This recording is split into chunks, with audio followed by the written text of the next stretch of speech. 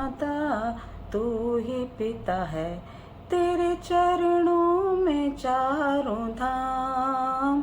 हे राम हे राम। परमपिता ईश्वर को तो हम हमेशा ही याद करते हैं।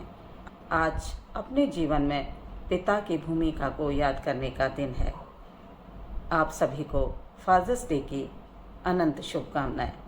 पिता जो हमें इस संसार में लेके आया, जिसने हमें रोते हुए देखा लेकिन हंसना सिखाया, जिसने हमारे जीवन में नैतिक मूल्यों को स्थापित किया, वो जी तोड़ मेहनत करता है और हमारे लिए खुशियों का संसार रचता है।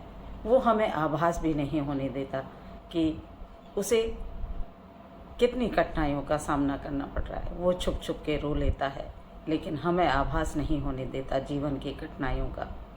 वो हमारे रास्ते से कांटों को चुनता है और फूल बिखेर देता है। वो हमें साहस भरता है, वो हमें उमंग भरता है, वो हमें जीवन जीना सिखाता है। वो कभी हमारे लिए घोड़ा बन के दौड़ता है, कभी वो हमें साइकिल चलाना सिखाता है।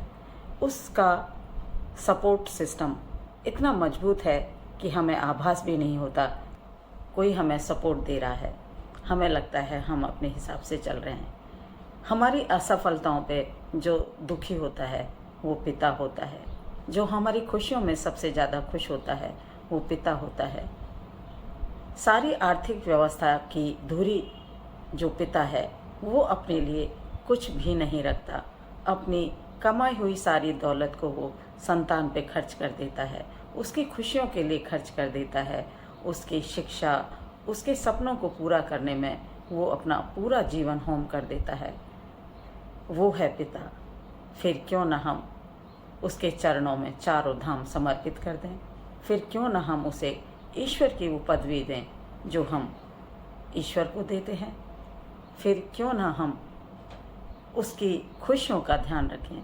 फिर क्यों ना हम उसके आँखों से बहते हुए आंसुओं को पोंछ दें। फिर क्यों ना हम उसके दिल के दर्द को हर लें। फिर क्यों ना हम उसके जीवन में एक बार खुशियाँ भर दें जिसने हमारे लिए अपनी ज़िंदगी को होम किया। क्यों ना हम उसको सीने से लगा लें। क्यों ना हम उसके चरणों में अपने आप को अर्पित कर दें। अपने जीवन में पिता की भूमिका को महसूस करें और उसको सराहें, उसका आभार व्यक्त करें।